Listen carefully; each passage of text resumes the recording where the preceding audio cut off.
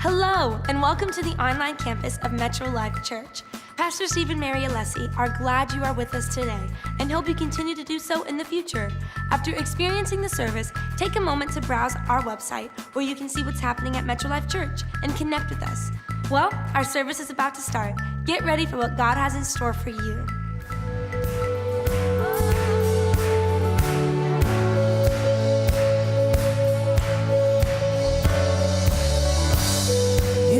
So great, Jesus in all things. I've seen a glimpse of your heart, a billion years. Still I'll be singing. How can I praise you enough? How can I praise you enough? You are the Lord. The stars in glory, your love is like the wildest ocean. Oh, nothing else compares. Creation calls all to the Savior. We are alive for your praise in earth and sky.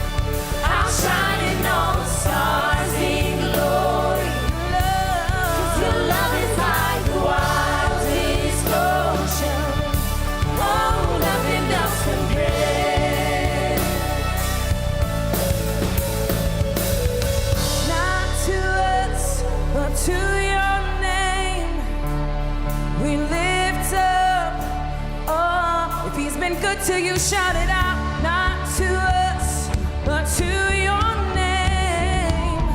We lift up, oh, praise. Not to us, but to your name. Yes, Jesus, we lift up, oh, praise. Not to us, but to your name. We lift up, oh, praise. You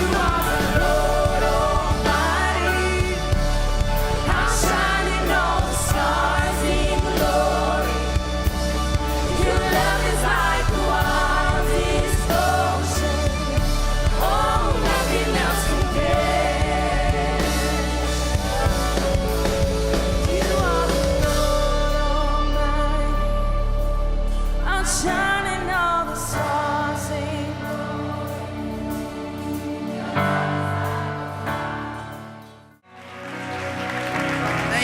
Thank you. So sweet.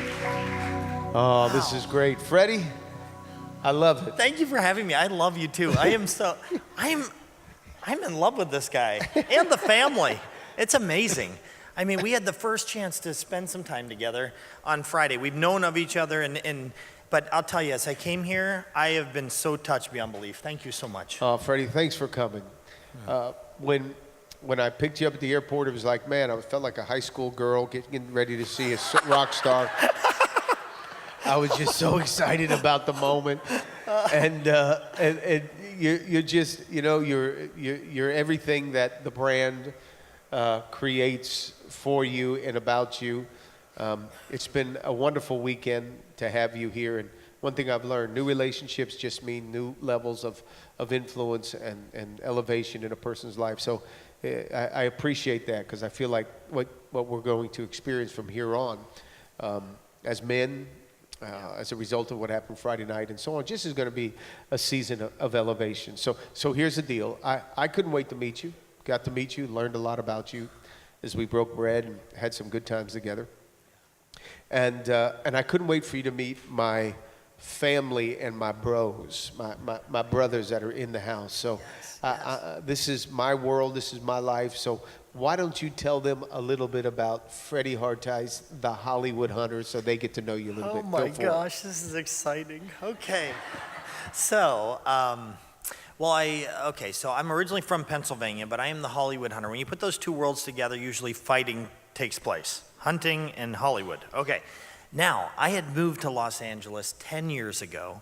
My wife, it's so funny, in talking to Pastor's father, he was like, wow, how'd you marry that girl? I said, well, I must be a pretty good talker, because she's definitely out of my league. But I married a girl by the name of Jeannie Mai. She, special girl. Whoa, yeah!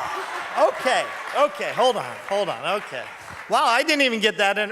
When I come in, I didn't even get that much love. It's all good. Okay, so ladies, okay, let me tell you, she is extra special. She is a city girl beyond city girl. I mean, it is special, and I am about as country as it gets. Johnny, you got any pictures of Jeannie Mai? Let's get some up there. Yeah, and she had actually, we had decided after meeting actually through family business that we were going to do this thing called marriage, and it's been an incredible journey. We're going on almost 10 years, but who would have thought when I had moved to LA, the resistance I had with the things that were most passionate to me, and that was the outdoors.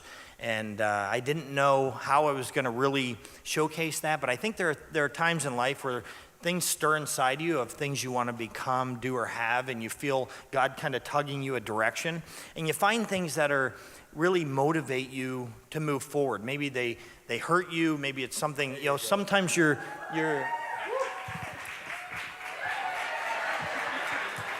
sometimes she's staring at me, it makes me nervous. All right, now, but sometimes you just, you really focus on things that really upset you. And to me, perception is most people's reality. And as I moved to LA, I really wanted to take a situation where you brought hunting and Hollywood together. Not that I can change a culture, but I realized there's so much more to the word hunting or a trophy on the wall than what most people can perceive. Love that. That is so true. And here, I got into hunting a few years ago. Yeah. The gentleman right over here, Rick Ake. Give a wave, Rick, so everybody can blame you. Rick Ake was telling his girlfriend Millie for the longest time, because I'd talk about fishing and sports, and he kept telling her, I'm going to take him hunting. If I can get him hunting, I know he's going to love it. So he invited, and he reminded us the other night that the first year I said no. Turned him down, said no, I can't do it for whatever reason.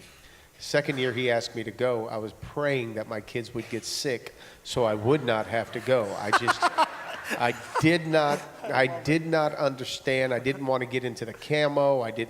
There was so much about it that I'm like, I don't want to do any of this, and it had nothing to do with rifles. It had nothing to do with animals. It was like, it's just a whole thing I'm not interested in at all. Until I got out there, and the first morning, 5 a.m., it's freezing. I feel like the Pillsbury Doughboy, just loaded up on all this clothing, layered clothing, and could hardly walk. But there we were walking. I'm walking behind him in pitch darkness, scared out of my bejeebers. And crackling of the ice. It was like 17 degrees in the morning, and I'm out there, and we climb up this thing, and I'm sitting in this cold box, and I'm freezing, and he's trying to explain, whispering all about the sport, and I'm like, okay, so far it's not really that great. I'm not telling him this, but I'm thinking, okay, gosh, I can't wait for this to be over, but I can tolerate this. This isn't bad. And then all of a sudden, this deer popped its head up off the tree line, and he says, look, there's one. And everything from that moment changed. Isn't it amazing? What is that? It's like the heart, the testosterone, I mean, everything. And it tastes better when you shoot it yourself. It does. And so I came back. I was kind of frenzied. I'm trying to explain it to Mary. I'm trying to explain it to the kids. They had no interest at all. Like, oh, here's something Dad's in, whatever. And I got so excited. So I went to YouTube, started searching YouTube. How do you do it? How to handle it right? You know, the weapons, shooting, all this. I wanted to learn it.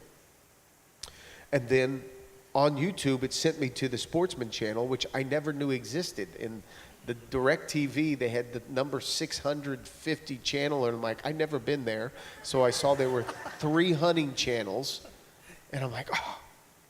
And one day I'm watching the hunting channel, and there you are. You got this hunting gear on. You made camo look cool. You had HH on your cheek, and I'm like, and then the roll-in was crazy. Come up in that beautiful car, and the whole deal come up out of the water. I mean, and I became hooked. And I literally said at that point, if there's any way I can get this guy to my church, God, you got to make this happen. Because I just knew that what Rick was passing on, something that he's given his life, he's enjoyed this part of his life. If I could somehow share this experience, because I don't think I know, it changed my life. That the way I was able to expand my thinking about my life. It changed my life. I wanted to get you here. And lo and behold, a mutual friend of ours, you're celebrating his birthday. You post it, because now I'm like trolling you on Instagram and sending you messages that you never replied to, by the way. But Oh my gosh. I got to show you that part of Instagram. We'll show you there's a message you reply to people when they send it to you. But thankfully, my friend had more influence over your life at that point, and he made the connection, and here you are. And so that thing has so influenced my life, that sport, and yet this is your world. So tell us real quick, how has this sport influenced your life over the years? Well, it all started. My father was an alpha among alphas. He was a workhorse, but he loved to play in style also. He grew up on a farm in central Pennsylvania. He was one of those guys that loved the outdoors. And from the time I could walk, it was, and like the way most children are, they want to be like their parents. I watched my father go to meetings and carry a briefcase. So what I did was I carried a briefcase to school my first year in first grade and had 3 or 4 people follow me and do the same thing. And I thought, okay, I'm a leader. We can do this, right? So I would follow him and watch him. But the thing is, with my father, he was a leader that really, he did a lot of mentoring and led a lot of people. So he thought I was the one that he needed to mentor every day of his life alongside of me. And I never really felt dad. I felt like it was great teaching sessions, and I'm so grateful for it today, beyond belief, to have all that in my mind of what he had taught me. But where I really bonded with him was in the outdoors. To be able to really have dad, where he would let his guard down a little bit and he would enjoy life, and to be able to really hear God's voice and really learn so many things about life through the outdoors. Learning about conservation, learning about giving back more than you take. And he was a guy of example. He was one of those people that would see a vision for whatever he would get started in, and he would build it out to what he believed it could be. And I saw this on many occasions, and through that process, I became incredibly passionate about the outdoors. I would see him traveling around the world and doing hunting excursions all over the place and then come back, and I'd be like, Dad, what about me? Can I go? When can I do this? So he kind of threw a slingshot in my hand from the time I was about 4 years old, so I had fun with that, but we kind of evolved from there over the years. And him and I have just had the most special times in the outdoors where we've been able to not only do it in Pennsylvania, and do it in Colorado at a unique level at the Hartice Ranch, and then also do it globally. So it's been a dream. And what I love about that is it's not just influenced your life. You've taken that, and now you're influencing other people's lives as a result. You're bettering other people. You're giving back to other people and blessing them. So tell us about that a little bit. Well, to back it up a little bit, I had started Hollywood Hunter, 8 years ago, and I did it really for selfish reasons. For any of you that know of my wife, she's very passionate about life, and she had taught me a valuable lesson the first year we were married, and that was the ability to really fall in love with what you're doing. She would wake up at 4 a.m. and be excited to be alive, and I'm like, what's this all about? This is weird, I mean, and it really got me to really want to do more with the outdoors, and that was the evolution of me getting involved in Hollywood Hunter. But fast forward then 4 years into what I do currently today, which is 8 years into it. But 4 years into it, I had met up with my father, and we were at the Hartice Ranch, which he had actually purchased in 1995. And through the process, it was a raw piece of ground. And I had watched him over the course of 18, 19 years build it out to what it is to current day. And that was, the infrastructure of roads and water systems and 30 ponds that we build and thinning projects and working with conservation resource services. But I remember the first day I was on there riding horseback around the ranch, and he had said, there's hope here. I said, what's that? He said, yeah, I see one deer track on this whole ranch. He said, we're going to grow that herd. And I said, oh, yes, we will, Dad. You say we'll do it, we'll do it. So we took 14 years and didn't hunt.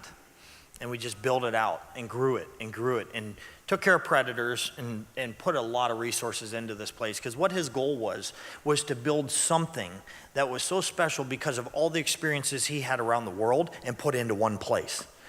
And from there, as I watched this evolve and this happen, I was the beneficiary of that. I was the one that could kind of come alongside, and I learned what it took to do that. But then I'm sitting 4 years into Hollywood Hunter, 4 years ago, actually. And I was at the ranch with my father, and I didn't know it at the time, but it was the last day I was ever going to be with him. And we had sat there, and it was a special day for me. It was incredibly special because him and I were buddies that day. It wasn't about a seminar. It was about having a good time. And we went out hunting. We were hunting turkeys. And he let me lead. And I led, and I went out in the field, and we got 2 turkeys, and we had turkey for dinner, and it was kind of special. And we had spent some time, and then it got a little more impactful as we walked around the ranch, and he'd pinpoint every little thing that was wrong. And I sat there in my mind, and I thought, I couldn't do this without you, Dad. Couldn't. And as the evening proceeded, we had sat and had dinner, and he said, Freddie, actually, I wanted to talk to you about a few things. I said, yeah, Dad. Figured you would.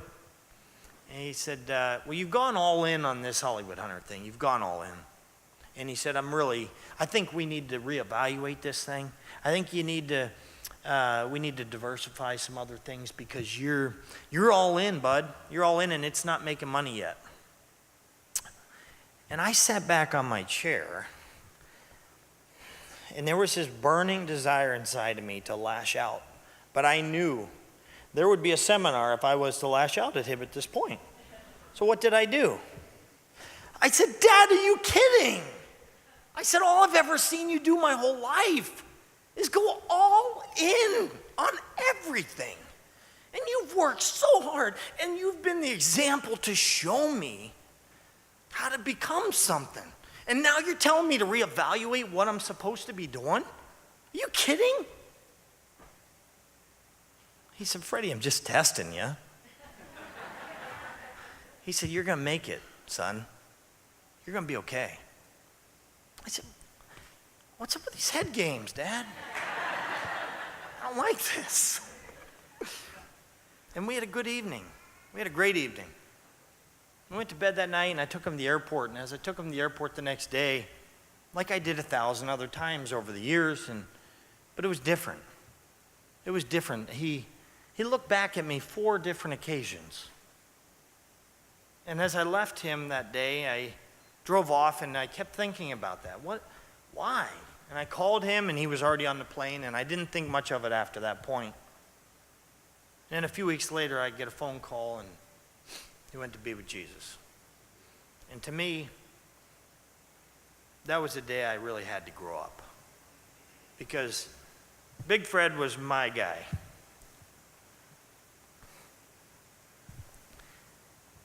He was, when I thought I was tough, and it got tough, I'd stand behind him. But now I had to be able to take the things that he taught me, and in the outdoors, expand the vision and the passion and listen to God's voice of what I was really supposed to do moving forward and honor what he had given me. I love that. And here you are now. Because of that, you built on that foundation with the Heart Ties Ranch. You mentioned, I mean, you're talking 3,200 acres and some of the most beautiful real estate in the country. You're overlooking mountain ranges. You've developed it into a first-class leadership, team building, hunting environment. And you just don't bring hunters in. You bring in those who have been handicapped because of serving our country, the military. Your hunts in South Africa, you were there just recently, and you will leave in an orphanage, meat in their freezers that are going to turn around and feed them for an entire year. Oh, special. Pomfret. Yeah, it was beautiful. Beautiful. Yeah. Yeah.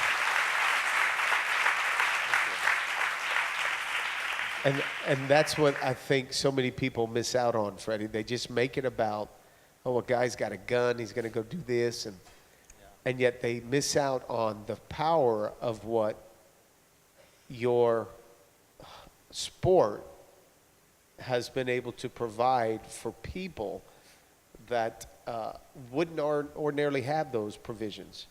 Yeah.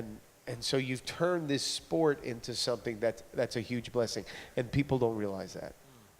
Thank you so much. Well, that's the first thing that just drove me nuts about you, because I connected with the hunter, and I wanted to learn more, and I like that. But then I watched your show, and I watched you from afar, and I saw how you then, you wanted to carry on your dad's legacy. And that was something that spoke to me, because I do value legacy. I recognize it as something that's so special. And so with what your dad was able to pour into you to help start, you've just taken that thing to a whole another level, and you give him credit all the time, Freddie, which is so beautiful. So you're Freddie, which implies you're a junior to a senior Fred. Yeah. You showed me a room, these animals, these mounts, so that everybody knows these are not the actual animal. They're replicas of the animal that was taken in the moment of sport, and then a artist got busy taking this, recreating the mount that then you take and you hang and you put in a place for people to see. What's beautiful about that is you honor that animal forever. Yeah. It's, usually in sports, the winner is the other one that's honored. Right. But in this case, the loser gets honored forever because you honor what that animal was. And that's the ethics of hunting that some people just don't grab hold of. So you're actually taking a moment in time, an experience that you had, and you're honoring. Now, that wouldn't happen in the wild, because there'd be nothing left over once the predators were done. Right. There'd be nothing left over after the vehicle hits it because it's been in the wild and runs out on the street. It's gone. But you, in an ethical way, hold on to this. You preserve it. And it just is crazy because it's so much about your thinking. Yeah. Maybe hunting does that. Maybe hunting says you got to appreciate what you have so you preserve it, Yeah. which is just a beautiful picture of legacy. Yeah. And you honor your dad tremendously with your life. His vision has become your passion. Yes. The scripture says, train up a child in the way that he would go, so when he gets older, he'll never depart from it. He's actually telling us your vision for your life has to be passed down to the next generation, so then the next generation run with it. It becomes their passion, their sole purpose of living. That's what your dad did for you. So tell me why legacy is so important to you. Well, legacy to me is a paved road before us, and we have the choice to walk down that road or not. I think legacy is something that, we'll inherit things from other people, and we'll also have something burning inside of us that God has instilled. It's something that may be a pain. A lot of times your biggest pain becomes your biggest platform. And that being said, in that platform of where God's putting you, is your legacy. And to me, my father left me a legacy of the outdoors. And I would have never known that there was a geographical location where God would help me become my best, and it would happen to be Hollywood, California. I'm so grateful that my wife is so supportive of what I do. And the reason being, she sees the fruits of the labor. She sees the good that does come from the hunt. And to me, that's special. I mean, we've done things from wild game dinners and inviting, the neatest of people to come and not know why they're coming, and then eat something they never thought they would ever eat, and then have discussions that they never thought they would have, and maybe not walk away and become a hunter. And that's really not really the end-all goal. But the goal is the things that are so important to you, the same way they are important to me, is that's something God gave us. And that's something we're supposed to stand up and fight for. And I think it's really sad in this country how a lot of times we know what we're supposed to do, but because of whatever climate or feeling that the country is in at different times, and we don't speak up for things that we really stand or believe in. And I can't change a culture. I can't change the way people think. But what I can do is just be the best me I can be in standing for what I think God wants me to stand for. So to me, a legacy is something that we're going to carry on. And I couldn't have done what my father did. I don't know if between Jeannie and I we'd ever have the situation to walk in and have the type of land that we have in Colorado. But I know we can be great stewards of it. I know we can grow that. I know we can do good things. I know that my ministry is to work with people like my father, like you, like other leaders, like you guys, that actually work so hard and do so much for so many, and then need a little break and want to kind of break away and feel nature and see God in nature, and then go back to your world and be better because of it. See, to me, I'm not here to sell hunting. It's changed my life. It's my world. It's kept me out of trouble over the years, and it's built an incredible life for me to see the world and to document it, and that's been incredibly special to me. Well, it's definitely seen in you, because you made a statement the other night about, when Dad was at home doing the work thing, he was always driven. But you really connected with him where? Was it? In the outdoors, yeah. It was special. I mean, that was where that's where he was Dad. And to me, I have had so much fun bringing new people, especially from the cities. Like when I heard us come to Miami, I'm like, this is like LA. These people are going to hate me. It's going to be great.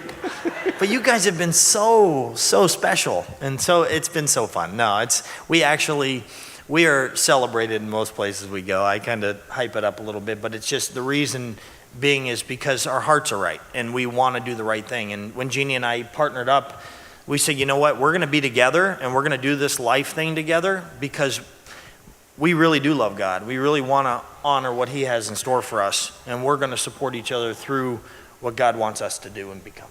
Yeah. Well, this is like almost, if we had Rick up here, We could all start telling hunting stories. Well, you guys could tell hunting stories. I got none, but you guys got great stories, which makes hunting, that's the part of hunting I wish people would experience. It's the memories. I mean, when you look at some of the taxidermy, some people don't love it. I mean, I've had people, it's so funny. My office is in the bottom of my house in LA, and Jeannie and I have this deal going on, and that is, I have enough taxidermy in the house in LA. Okay, I have other places that we have other stuff, but she puts gold frames around the animals, and it looks so pretty and cute. And I'll sit in my office, and I'll hear a new stylist come in, and what is all that? And she'll explain what all those animals are for and why. And in the process, I see her really passionate about what we do. Not that she'd ever hunt, but that she supports because she knows there's a lot of good we can do for other people through it. And that's special. But the sport needs women hunters, don't they? We need women hunters. We do. We do. I mean, it's been growing a lot. It's been growing a lot. And Go ahead, ladies. Yeah, ladies, don't you like exciting. that? It's exciting. And what's so amazing is, as I get around, I was actually just with a young lady that I guided her in Africa to shoot a kudu, which is one of the most beautiful animals, spiral horned animals. Her father's a cancer surgeon out of Pennsylvania, and she came over, and she's in her mid-20s, and I was blessed to be able to guide her on that hunt.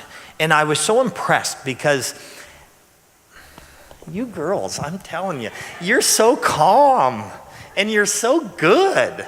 And you just make it happen, and we get all worked up, like we're all flustered and scared, and before you know it, we miss, and it just doesn't work out, and the gals are always the ones that are like, why was that so difficult, you know? And it's so special, and it is so cool, because our industry, there are a lot of great women that are in it and part of it, and a lot of them are dear friends of mine, and it's so cool to see it is growing with women. And what I do love is even the women that don't hunt, like my wife, are advocates of what we do, because they see there's so much good that can come from this, and how we can impact people and how we can impact nations. I mean, most people don't realize, in going to South Africa, how much money goes back into that country. It's the number 2 revenue producer in the continent of Africa is the hunting industry outside of diamonds. Now let me tell you, the people thrive and the villages thrive because of people coming in from all over the world to support them, and it's special. It's special. Tell them about your wife after she went and saw that one animal, and then when the guys were running to early in the morning, saw the herd. What'd they say? Oh, this is so funny. Okay, so and this is why it's so special to me. When you bring people into the outdoors that maybe haven't been, like, for example, my girl, Jeannie, she is so funny. I took her out on my elk hunt last year, and she's all bundled up with all this camo and has this glitter shirt underneath that looks cute, and she got her makeup done, and I'm like, honey, like, we actually have to get rolling. It's gonna break light here like any minute. We gotta go. Oh, just give me a couple more seconds. Well, we get her out the door, and I have a successful hunt. I bring home I knock down a huge, great bull elk, and we're walking up to this elk, and she's looking at it, and she's a little scared to touch it, and walking around it, pacing around, and she grabs a hold of what she thought were his ears. And she goes, oh my gosh, this thing has really big ears. I said, honey, that's his antlers. And the next day we're sitting there in the kitchen, and we're making lunch, and all the guys go run out to the front lodge windows. And she goes, what's going on? Why is everyone leaving? He said, oh my gosh, there's a bunch of bucks that are walking across the yard. She goes, I would have thought it was a bunch of naked women out there. What's going on? You guys are crazy. You're all excited about these animals walking around. But what really got her one day is we're sitting there on the couch, and we hear these footsteps, and then like this big image of something looking in the window at us. And it's only like from here to the four-wheeler away, you know, and I look over, and there's a huge black bear looking in the window at us. And she about jumped out of the house. It was quite a funny sight. But then the bear, as it got down, the little cub, it was probably no more than a couple weeks old. It was so cute. Well, right away she named it Harry.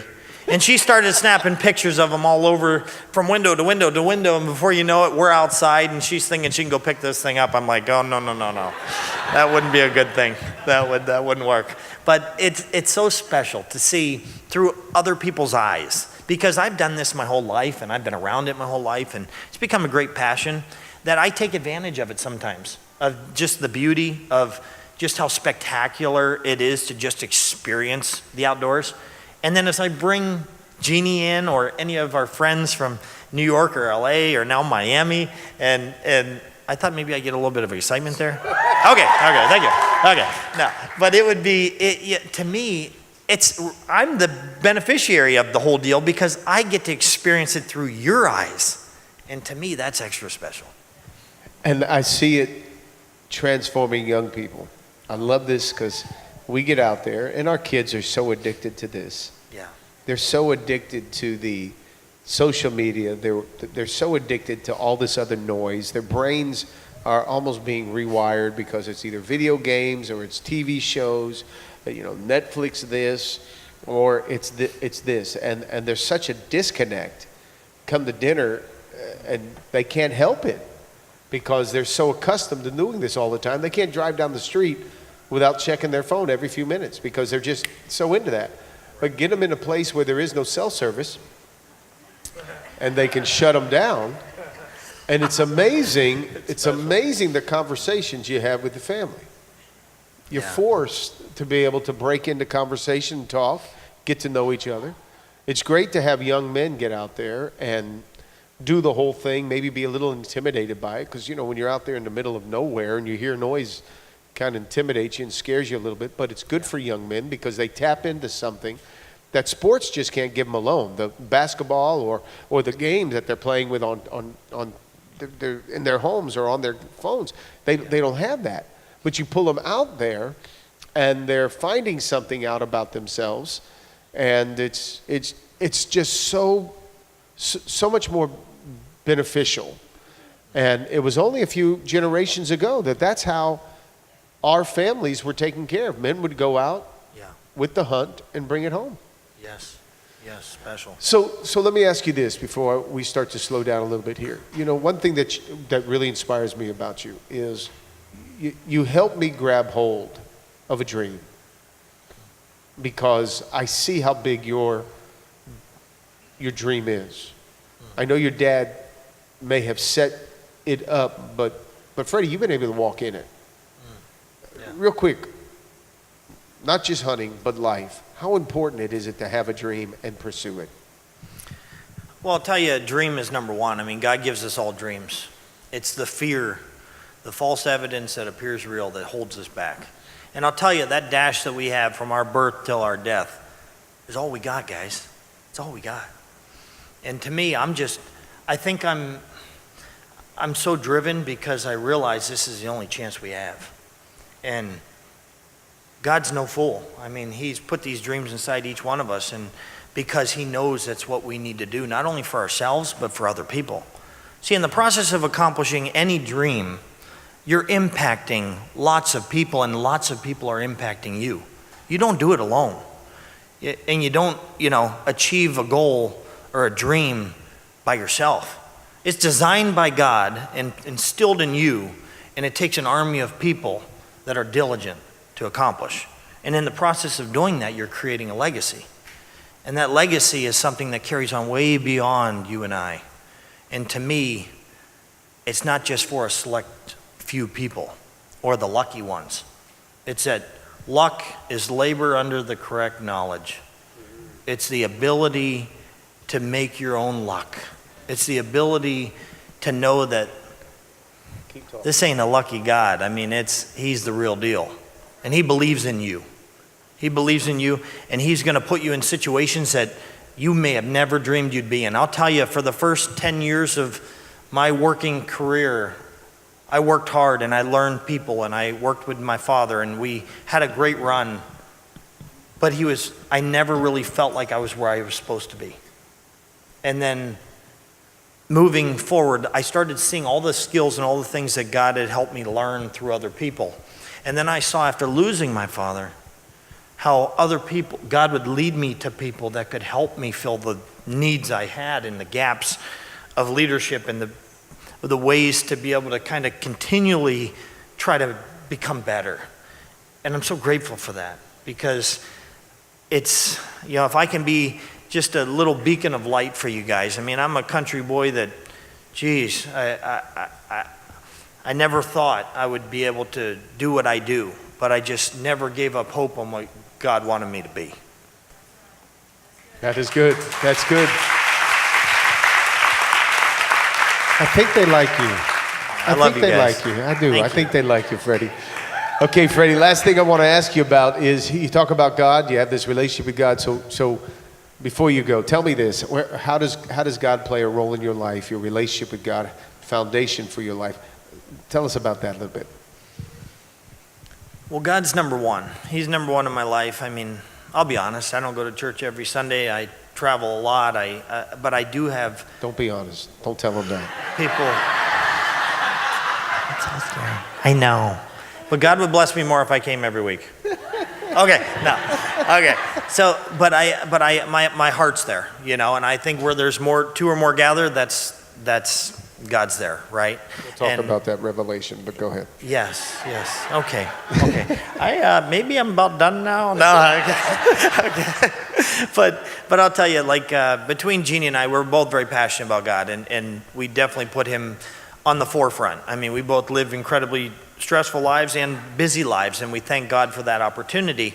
But we know that God works through people, and it is so special to be able to see through people. Like, I can just see, because I do ask and call on God more and more, especially after losing my father, that I've seen him step up for me. And because I've seen him step up and lead me to people that could help me with my challenges, that I'm indebted more and more every day for his compassion and his love for us. And I figure in my industry, he had been good to me to be able to do and live out my passions and my dream.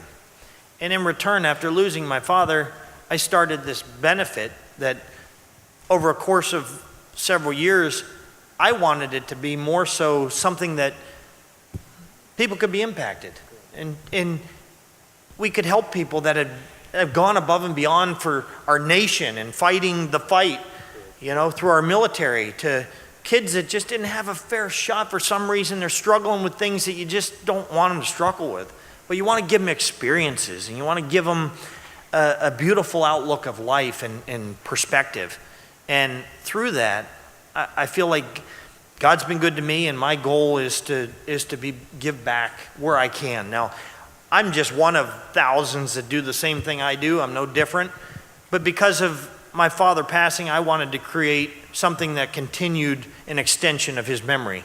And this past year, our 4th year into it, we had raised $39,000 for the Way Outfitters through the Big Fred Tribute. And it was a bird hunt that we had started 4 years ago, right after losing him. And every year it grew, and it grew. We donated $10,000 to American Heart Association, almost 20 to Fathers in the Field, another one, and then last year to the Way Outfitters. And after doing that, I sat there just so blessed that we could bless others, really. I mean, I say, it's one thing to hunt and go, put an animal on the wall, and it's a blessing to be able to have that memory and put that meat in the freezer and sit there, and it tastes better when you're sitting there and you did it yourself and you prepared it and you remember that memory and then can live through it there. But to me, it's extra special when you give other people a chance to do stuff like that maybe wouldn't have had the chance. And this past year in doing this, it's been extra special, and I see God's hand on it. And to me, that's why I continually do and am continually stirring things up within my industry to try to give back wherever we can, because God's just been good to us. And before we get away from this, God spoke to your heart while last year's hunt occurred, and what happened with that? Absolutely. Thank you for reminding me. After last year's hunt, it was extra special. I mean, we had 200 men and women with guns, and no one got hurt. That was special. At the end of the day, I was exhausted. I was like, oh my gosh, Lord, how do we keep this thing growing? I know it's a good thing. We raised a bunch of money for charity, and I walk down this hallway to go to bed, and I literally say to God in my head, what am I supposed to do? Where am I supposed to go with this thing? And all I heard as I stumbled to my bed was 100 farms. And then I passed out, and God probably kept talking, but I didn't hear him at that point. And I woke up the next day, and I had a guy that was at the event call me that day. And he said, Freddie, I was invited from another guy that you had there at the event, and I had showed up, and I just wanted to see if I could meet up with you briefly. And I said, yeah, come on up. So he came up, and we talked for a little bit. He said, we get involved in different charities and doing different things here. He said, we don't really know each other that well, but I'm Mike Mosser. My family actually are the biggest potato farmers east of the Mississippi, and we own 100 farms here in this valley. Yep, there you go. Oh my gosh. And at that point I said, okay, this is too much. Somehow we're going to continue this journey, and we doubled it again this year. And we're not quite at 100. We have room to grow, but it's extra special because we had almost 100 different brands that invested within the outdoor industry to donate towards the Way Outfitters. And we're going to showcase through Hollywood Hunter a lot of these experiences. One of them, I just came back from Africa, and we took a double amputee that was in Afghanistan that stepped on a mine, took both of his legs, took fingers from both hands. He had been through over 30 surgeries, and his biggest dream was to go to Africa and hunt Cape buffalo. And to make this story as brief as I can, this kid had a chance. He said on his way there, he said, you know what, for some reason, God has his hand on me when it comes to hunting. It always just works out. And I thought in the back of my head how hard I worked to hunt Cape buffaloes. I thought, bro, I hope you're right. And I know how dangerous they are, and I knew we had to do it a little different. We had to do it from a vehicle because he can't walk. And I'd be darned, the first day of the hunt, toward the latter part of the day, one of the biggest buffaloes I ever seen just stood there and waited for him. And I'll tell you, we brought it home that night, and it was so special to see this kid who was just in his glory.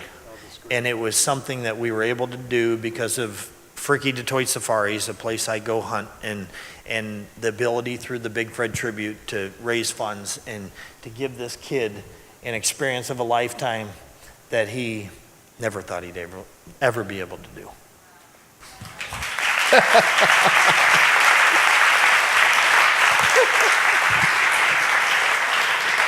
Well, guys, I could go on. We could go on, but time does not permit us to do it.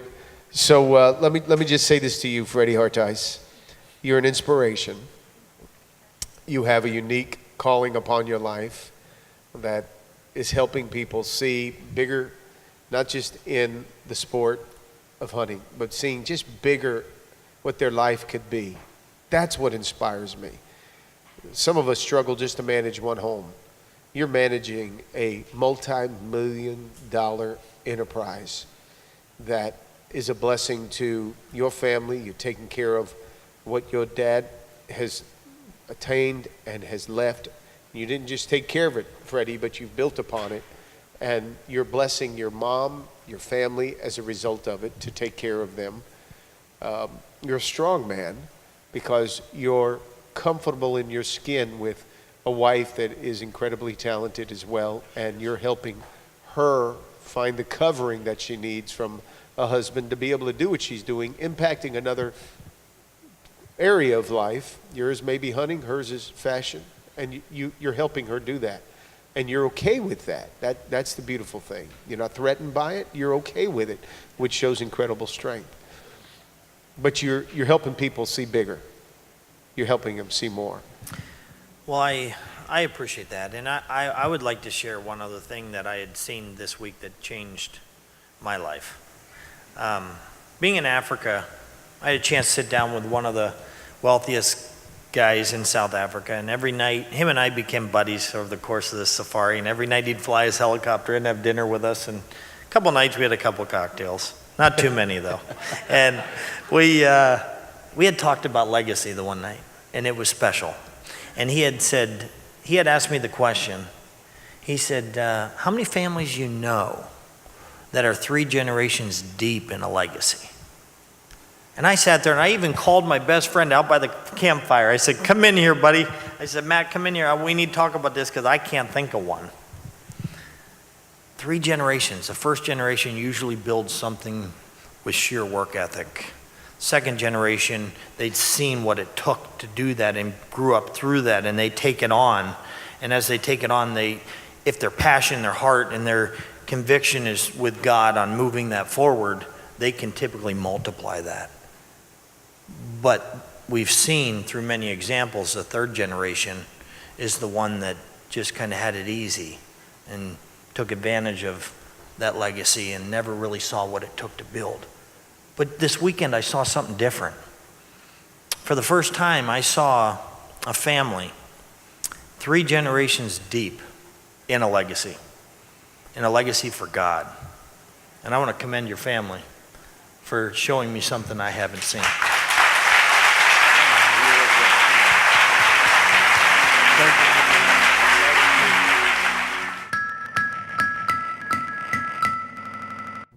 Thank you for joining us today on Demand. Pastor Steve and Mary Alessi hope today's service blessed you. And if you would like more information regarding today's service, please let us know by visiting our website, metrolifechurch.com, and click on the Contact Us tab at the top of the screen. And if you'd like to make a financial contribution, you can do so by clicking on the Giving tab. Your continued financial support helps bring this and many other online campus experiences to your screen.